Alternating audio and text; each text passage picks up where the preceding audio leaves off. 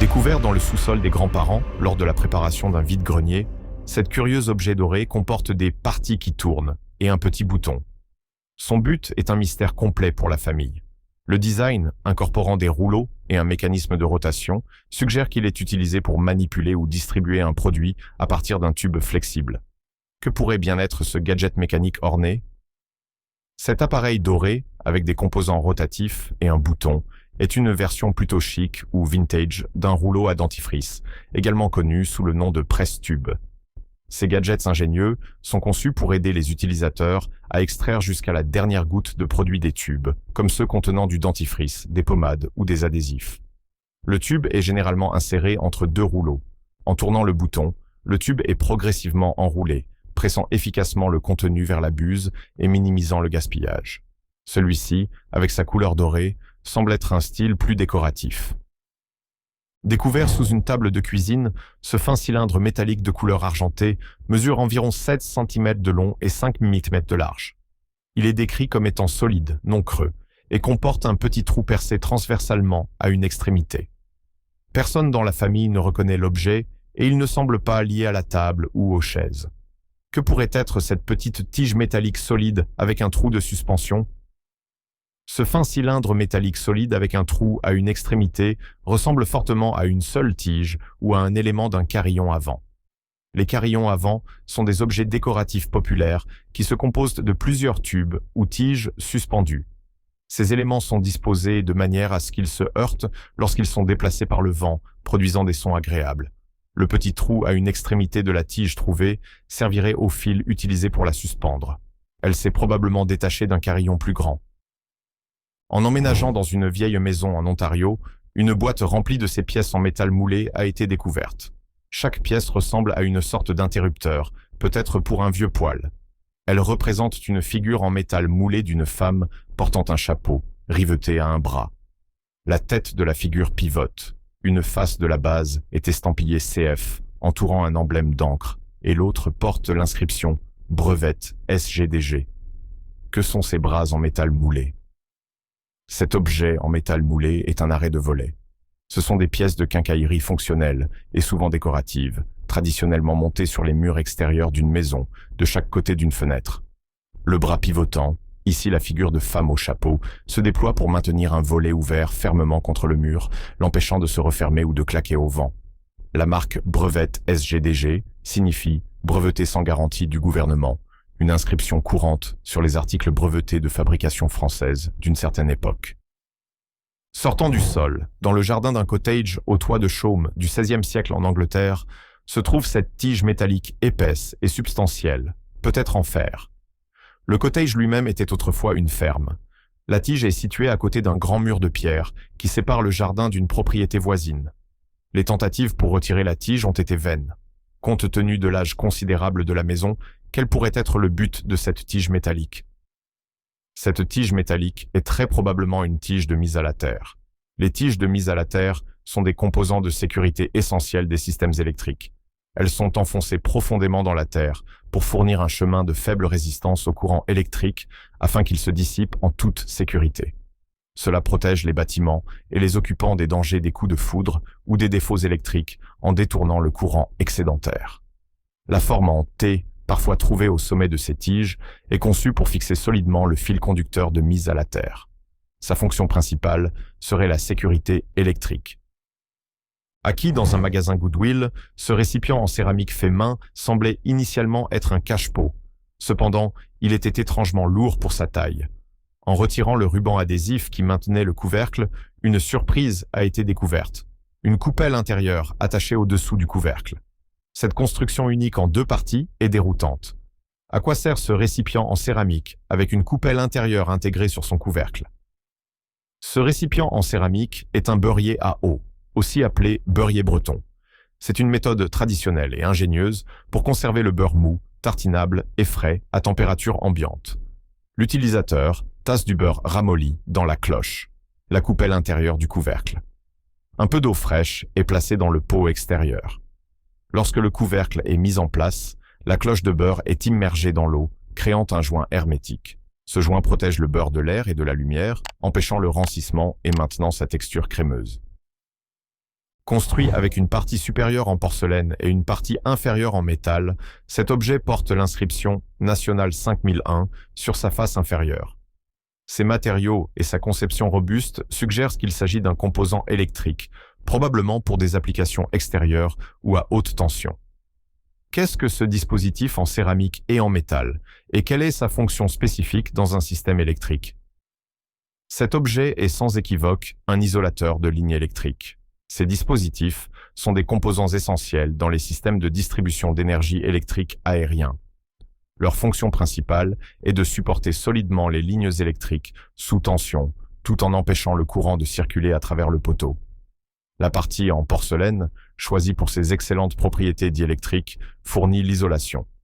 La partie inférieure en métal est destinée à fixer solidement l'isolateur à une traverse sur un poteau.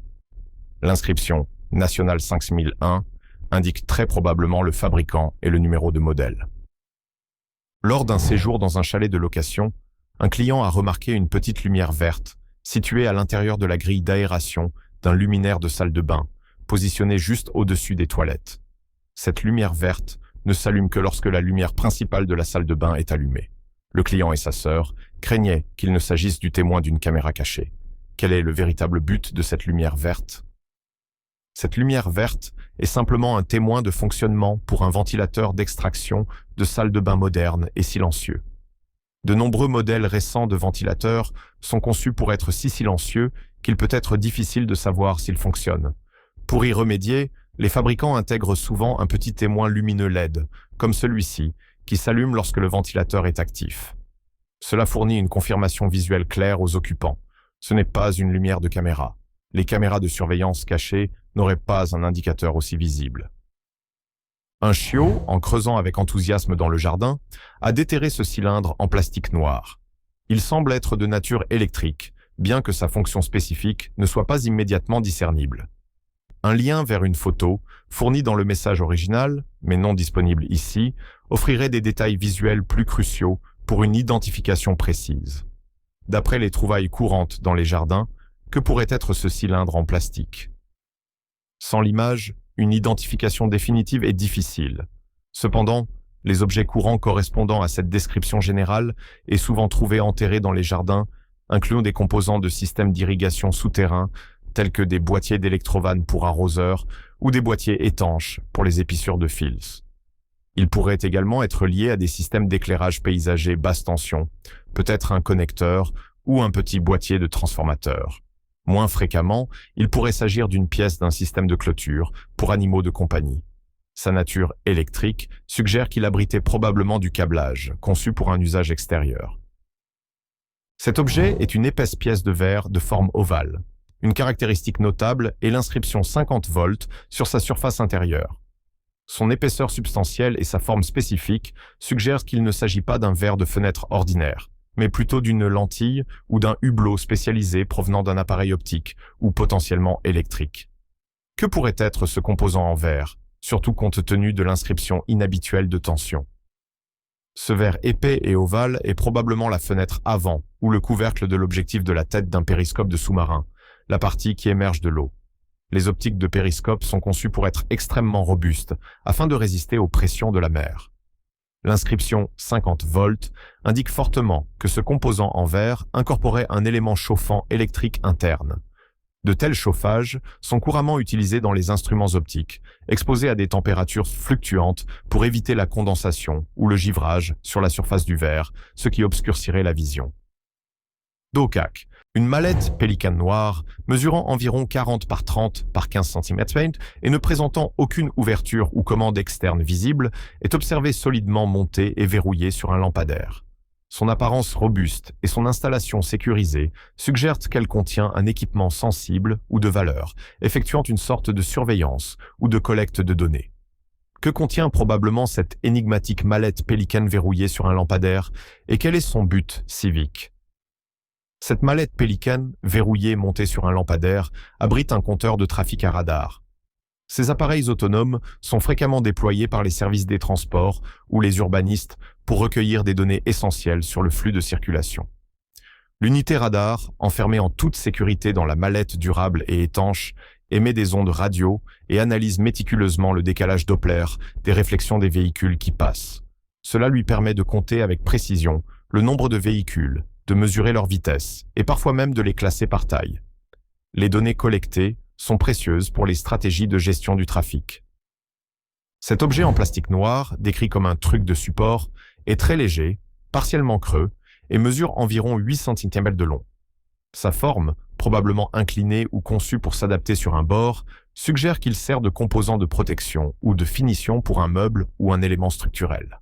À quoi sert cette petite pièce en plastique incliné?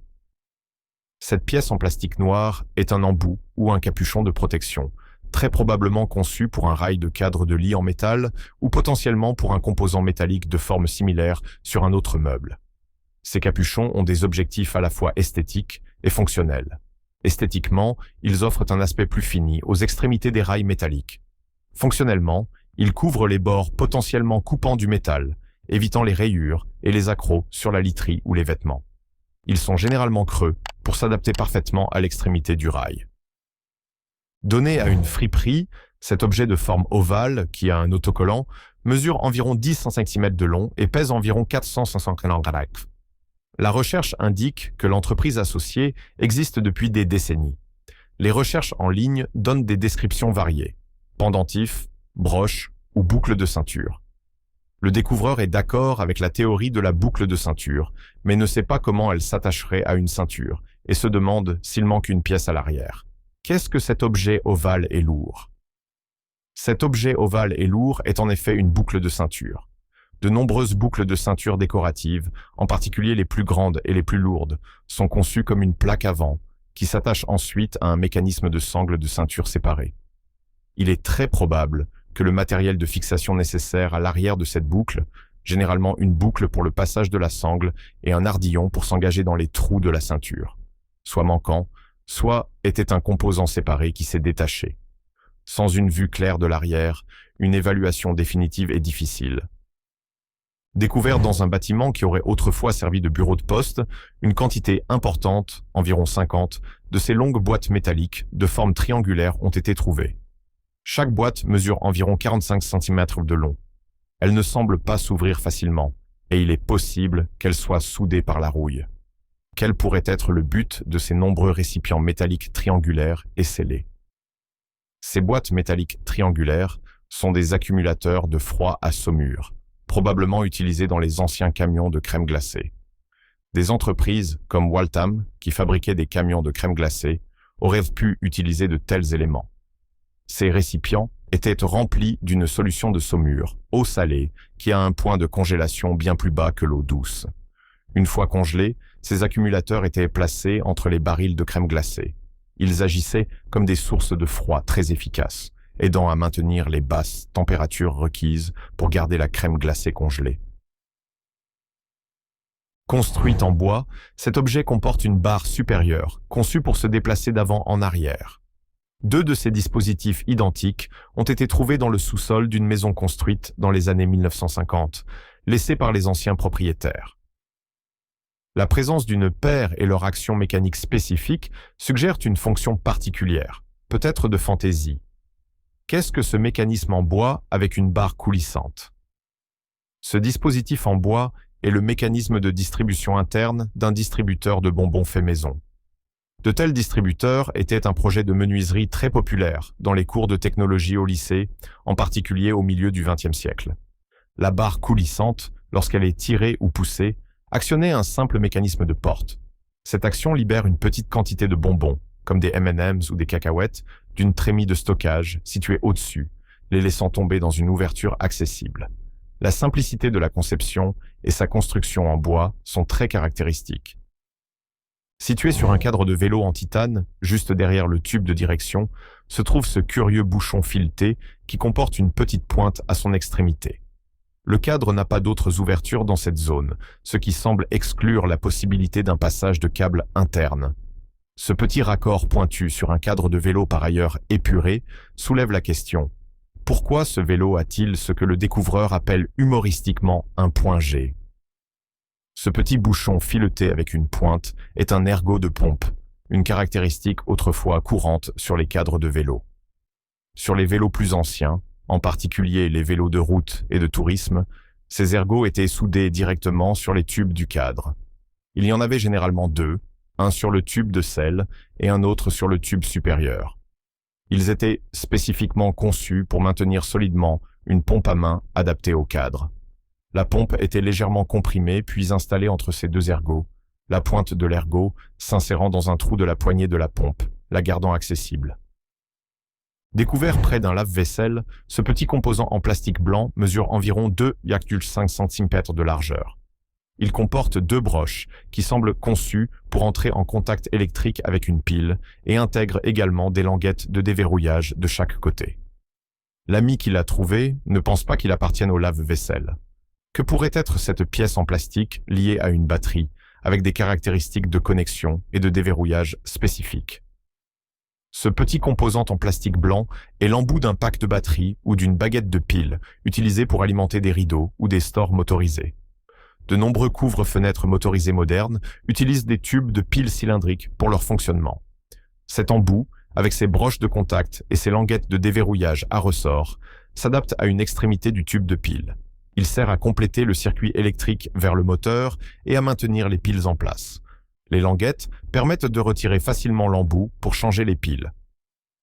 L'origine de cet objet ressemblant à un tournevis a été oubliée, mais le propriétaire a le sentiment qu'il a été inclus comme accessoire avec un équipement qu'il possède. Sa forme, dotée d'une extrémité crochue ou pointue, suggère une fonction spécifique, non liée au vissage. À quoi sert cet outil simple et crochu? Cet outil est un crochet de nettoyage pour pneus de voiture ou un pic pour bande de roulement. Son but principal est de faciliter le retrait des petites pierres, des morceaux de gravier, des éclats de verre et d'autres débris qui se logent fréquemment dans les rainures des pneus. L'extrémité crochue ou pointue est spécialement conçue pour permettre à l'utilisateur de déloger efficacement ces objets. Nettoyer régulièrement les bandes de roulement de cette manière peut aider à prévenir l'usure inégale, à réduire le bruit de la route et à éviter les crevaisons potentielles. Un petit objet en plastique est inexplicablement tombé d'une armoire. Il est décrit comme un rectangle gris qui a une sensation tactile similaire à un patin de déménagement en téflon, suggérant une surface lisse. Il semble également qu'il était autrefois attaché à un objet plus grand. De quoi ce petit morceau de plastique lisse pourrait-il être un composant? Ce rectangle en plastique gris à la surface lisse ressemble beaucoup à l'une des pinces utilisées pour suspendre des pantalons ou des jupes sur un cintre. De nombreux cintres, en particulier ceux conçus pour les costumes, sont équipés de pinces réglables qui coulissent le long de la barre du cintre. Ces pinces sont conçues pour saisir fermement la ceinture des pantalons ou des jupes. Les surfaces intérieures de ces pinces ont souvent une doublure lisse ou caoutchoutée pour maintenir le vêtement sans l'abîmer.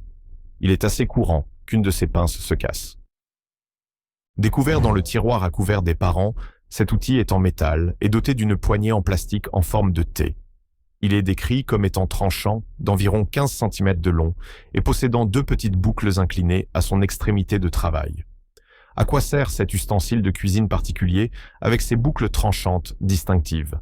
Sa forme suggère une fonction de coupe, d'épluchage ou de mise en forme spécialisée pour la préparation des aliments. Cet outil de cuisine est un spiraliseur, un gadget populaire utilisé pour créer de longs brins ou rubans en spirale à partir de divers fruits et légumes. Les boucles tranchantes et inclinées sont les lames de coupe. Lorsque le fruit ou le légume, comme la courgette, la carotte ou la pomme, est tourné contre ces lames, il est coupé en forme de spirale continue. Ces nouilles de légumes sont souvent utilisées comme alternative saine aux pâtes, dans les salades ou comme garniture décorative. La poignée en T offre une prise confortable pour appliquer la force de rotation nécessaire. Biga. Échoués sur une plage du New Jersey, se trouvaient plusieurs exemplaires de ces objets curieux. Des chapelets blancs, composés de nombreuses structures en forme de disque, avec un arrangement en spirale distincte. Chaque chapelet mesure environ 20 cm de long, et tous les spécimens présentaient une forme très cohérente. Le découvreur a d'abord pensé qu'il pourrait s'agir de pétards usagés, mais s'est demandé pourquoi on en trouverait autant dans l'océan. Que sont ces intrigants chapelets de disques disposés en spirale? Ces structures en spirale distinctive sont identifiées comme des capsules d'œufs de butchins, souvent poétiquement appelés colliers de sirène. Les butchins sont un type de grand escargot de mer prédateur. Les femelles pondent ces chapelets élaborés et enroulés de capsules coriaces, chacune contenant des centaines de minuscules œufs en développement. La structure entière est ancrée au fond de la mer. Après l'éclosion des jeunes butchins, les chapelets d'œufs vides se détachent souvent et sont rejetés sur le rivage. Leur texture unique et leur structure enroulée en forme de disque sont très caractéristiques. Une grande machine de couleur orange est tractée par un camion sur une route publique. Une recherche Google Lens a suggéré qu'il pourrait s'agir d'une foreuse pour un puits d'eau. Cependant, la machine a été observée se déplaçant dans la même rue toute la matinée, un schéma d'activité qui semble incompatible avec le forage de puits et possiblement associé à un projet d'agrandissement d'un carrefour. À quoi sert cette foreuse mobile orange? Cette machine orange est une foreuse mobile utilisée pour prélever des échantillons de sol, un processus crucial en ingénierie géotechnique. Avant tout projet de construction important, comme la construction de routes ou de fondations, les ingénieurs doivent comprendre les propriétés du sol. Cette foreuse creuse dans le sol pour extraire des carottes à différentes profondeurs. Ces échantillons sont ensuite analysés en laboratoire pour déterminer des paramètres comme le type de sol, sa résistance et sa densité.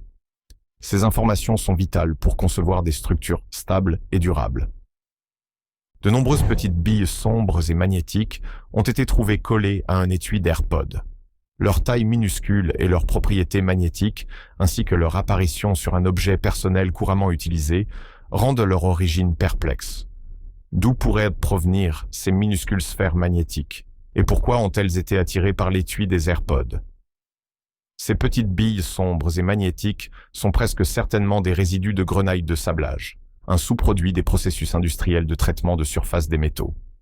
La grenaille de sablage, qui peut inclure des matériaux comme la grenaille d'acier, est propulsée à grande vitesse sur les surfaces métalliques pour les nettoyer ou leur donner une texture spécifique. Si un meuble ou un outil en métal ayant subi un tel processus n'a pas été soigneusement nettoyé, de fines particules magnétiques peuvent rester. Par la suite, si cet objet contaminé s'est approché de l'étui des AirPods, les aimants puissants de l'étui ont attiré et recueilli ces particules. Un objet en plastique fin et nervuré a malheureusement été jeté dans les toilettes, provoquant des bouchons fréquents. L'objet est décrit comme étant assez rigide, bien qu'il possède un léger degré de flexibilité. Il semble être cassé à l'extrémité nervurée, tandis que sa surface arrière est lisse. Le propriétaire est désireux d'identifier cette pièce en plastique pour comprendre son origine. Qu'est-ce que cet objet en plastique problématique? Cet objet en plastique fin et nervuré, surtout s'il présente une forme conique, est une cale en plastique.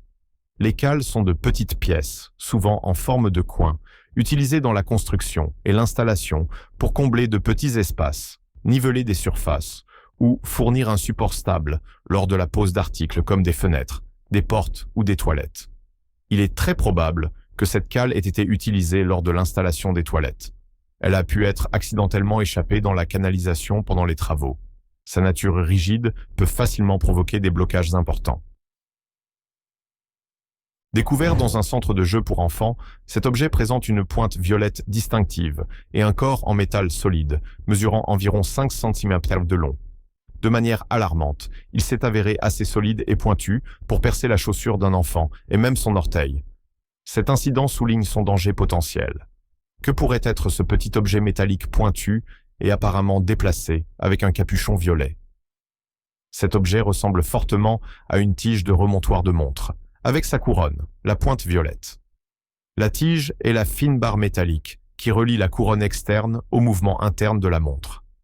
Pousser la tige et tourner la couronne remonte généralement le ressort de la montre. Tirer la tige permet de régler l'heure ou la date. La présence d'un joint torique en caoutchouc à la base de la couronne servirait à assurer l'étanchéité de la montre. Comment un si petit composant pointu s'est retrouvé dans un centre de jeux pour enfants est inconnu, mais sa nature pointue représente clairement un danger. Une remorque frigorifique a été transformée en mini-maison. Ce réservoir non attaché a été découvert en dessous. Son but initial dans le système de la remorque n'est pas évident pour le nouveau propriétaire. Qu'est-ce que ce réservoir substantiel et serait-il essentiel de le conserver si la remorque, dans sa configuration actuelle, devait être déplacée? Ce réservoir est presque certainement le réservoir de carburant auxiliaire pour l'unité de réfrigération de la remorque, le frigo. Ces puissantes unités de réfrigération ont leur propre moteur diesel dédié pour alimenter le système de refroidissement. Ces moteurs nécessitent une alimentation en carburant distincte de celle du camion-tracteur. Ce réservoir, généralement monté sous la remorque, stockait le diesel pour l'unité frigorifique.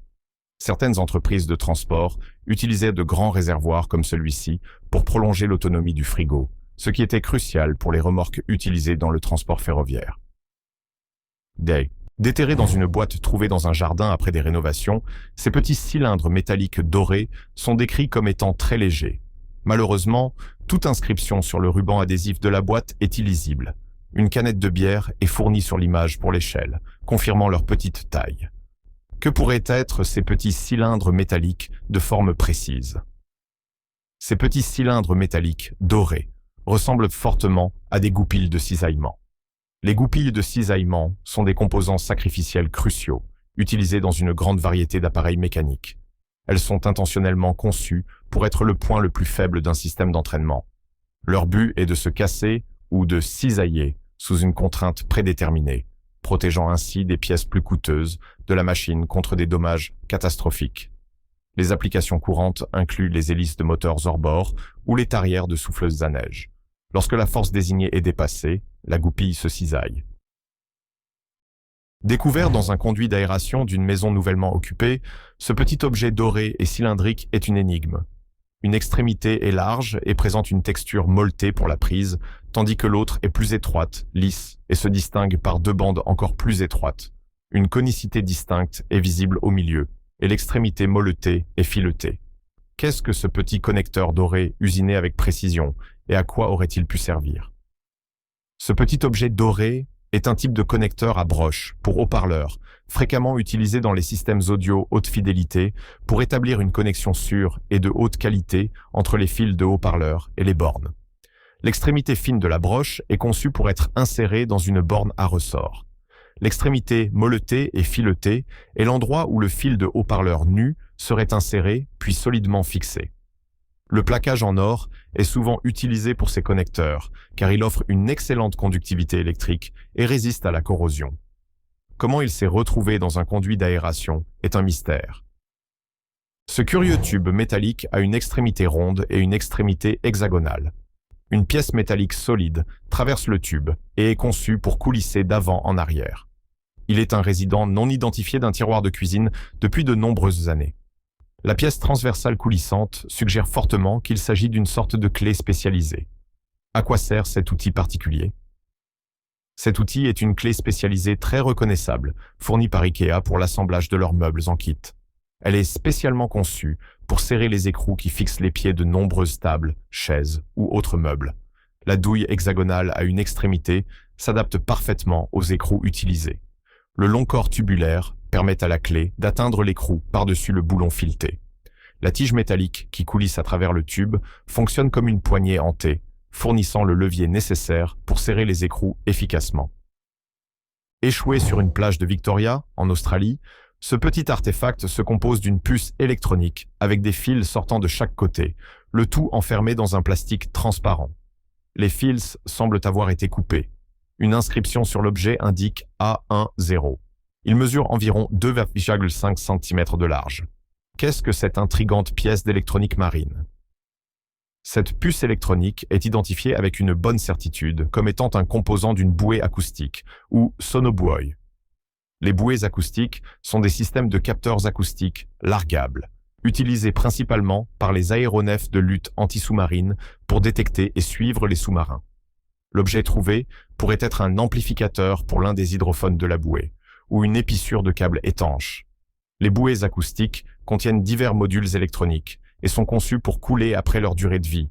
Il n'est donc pas rare de trouver des composants échoués. Si vous aimez découvrir des objets étranges et mystérieux, cliquez sur « J'aime » et abonnez-vous. Votre soutien aide sincèrement l'algorithme de YouTube à trouver d'autres explorateurs curieux comme vous. Merci de nous aider à grandir. Restez curieux.